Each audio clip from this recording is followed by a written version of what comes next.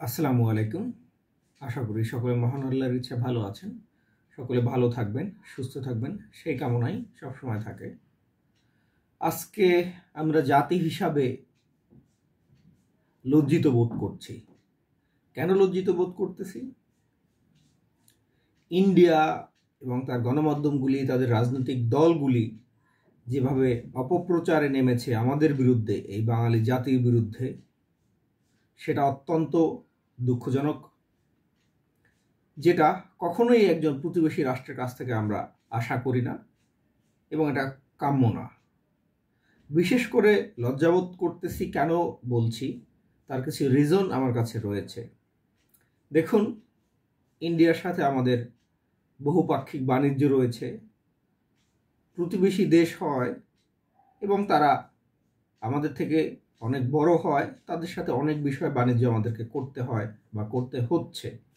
কিন্তু তার মানে এই না যে আমাদেরকে তাদের সাথে বাণিজ্য করতেই হবে এবং যে কোনো মূল্যে তাদের সাথে আমাদেরকে সম্পর্ক রাখতে হবে। ইন্ডিয়ার সাথে আমাদের সব থেকে বড় ট্রেড হচ্ছে বা বাণিজ্য হয়। ইভেন যদি আমরা দেখি, ইন্ডিয়ার সব থেকে বাণিজ্য অংশীদার বাংলাদেশ। তাদের যে রেমিটেন্স বা বৈদেশিক মুদ্রার দ্বিতীয় বৃহত্তম দেশ হচ্ছে বাংলাদেশ। প্রতি বছর 13 থেকে 15 বিলিয়ন ডলারের বাণিজ্য তাদের সাথে আমাদের হয়, মানে আমরা তাদেরকে দিচ্ছি এবং তাদের থেকে বিনিময় কিনাচ্ছি। আমরা যেখানে তাদের থেকে 15 বিলিয়ন ডলারের কিনতেছি বা 15 বিলিয়ন ডলার তাদের দেশে পাঠাচ্ছি, বিনিময়ে তাদের থেকে আমরা 2-3 বিলিয়ন ডলার নিয়ে আসতেছি। তাহলে হিসাব অনুযায়ী আমরা তাদের বড় একটা ক্রেতা। এখন কোনো বিক্রেতা যদি ক্রেতাকেই ধুমকি ধমকের উপরে রাখে, সেটা তো অত্যন্ত বেমানান হয়ে দাঁড়ায়। বিষয়টা এমনই হচ্ছে বা হয়ে আসতেছে। লাস্ট কিছুদিন ধরে ইন্ডিয়া বাংলাদেশের বিভিন্ন হাই কমিশন ঘেরাও করলো, বাংলাদেশ হাই কমিশনে হামলা চালালো। ইভেন এটা অত্যন্ত দুঃখজনক একটা বিষয় যে আমরা প্রতিবেশী দেশ হয়, কাছাকাছি হয়, খরচ কম হয়, আমাদের দেশের অধিকাংশ মানুষ চিকিৎসার জন্য ইন্ডিয়া যায়। সেখান থেকে আমাদেরকে সেবা দেওয়া বন্ধ করে দিল, হোটেল থেকে অনেক চিকিৎসা প্রার্থী রোগীকে তারা বের করে দিল।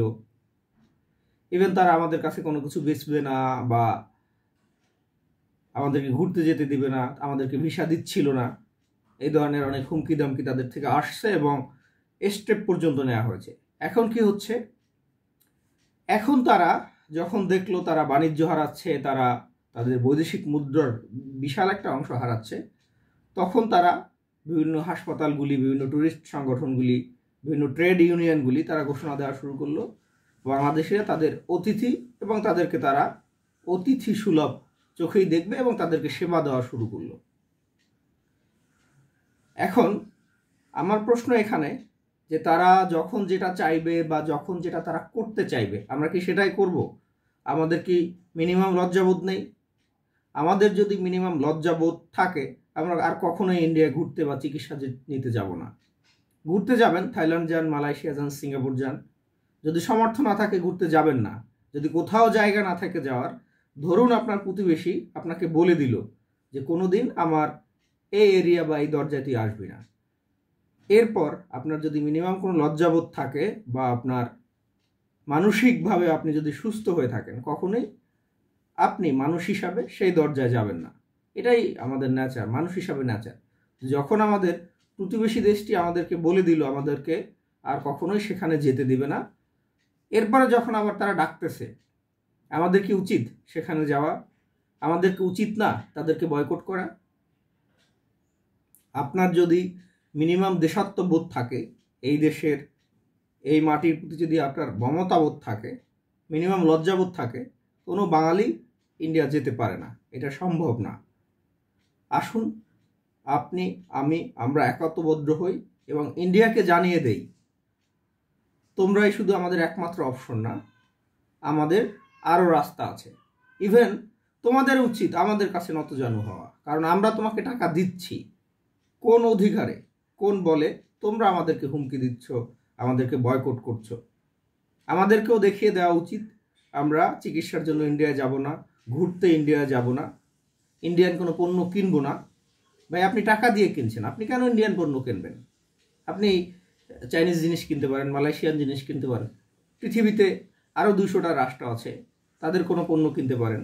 ইভেন সব থেকে ভালো হয় আমরা নিজেরাই কোনো পণ্য ক্রিয়েট করি।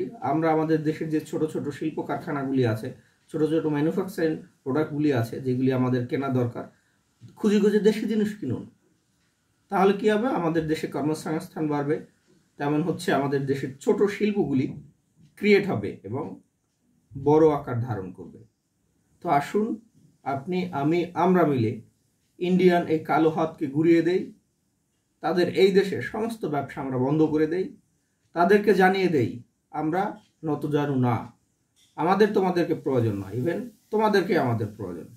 আসসালামু আলাইকুম, ভালো থাকবেন, সুস্থ থাকবেন।